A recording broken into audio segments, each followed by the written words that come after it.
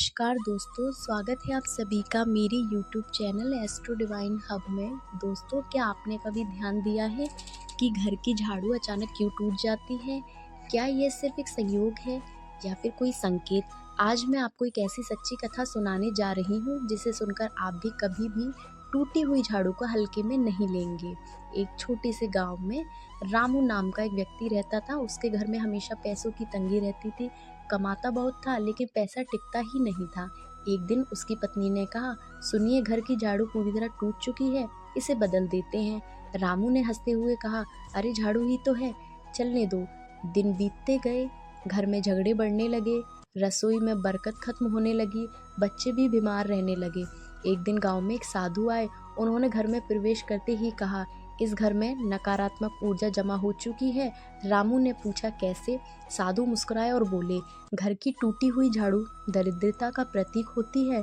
यह माँ लक्ष्मी के जाने का संकेत है।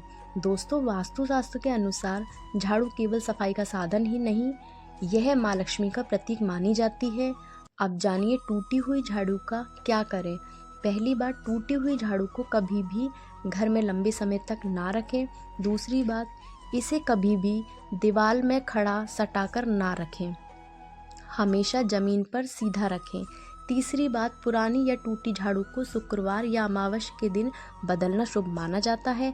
चौथी बात, झाड़ू को कभी भी पैर से स्पर्श ना होने दें। अगर गलती से पैर से छूल जाए तो हाथ जोड़कर मन में माँ लक्ष्मी जी से क्षमा मांग लें। पांचवी और सबसे महत्वपूर्ण बात, झाड़ू को हमेशा ऐसे स्थान पर रखें जहां बाहर वालों की नज़र ना पड़े। कहानी में आगे क्या हुआ? रामू ने उसी दिन नई झाड़ू खरीदी, घर को पूरी तरह साफ किया, पुरानी टूटी हुई झाड़ू को सम्मान से बाहर रख दिया। कुछ ही दिनों में घर का वातावरण बदल गया, झगड़े कम हो गए, काम में तरक्की होने लगी और धीरे धीरे घर में बरकत लौट आई। कभी कभी छोटी छोटी चीज़ें ही बड़े परेशानियों का कारण बन जाती हैं।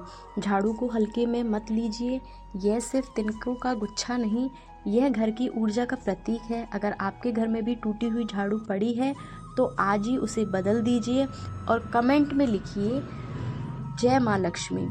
यह वीडियो पसंद आई हो तो लाइक कीजिए, अपने दोस्तों के साथ भी शेयर कीजिए और हमारे चैनल को सब्सक्राइब कीजिए। आपके मन में किसी भी तरीके का कोई प्रश्न है तो आप हमें कमेंट में पूछ सकते हैं। जय माँ लक्ष्मी।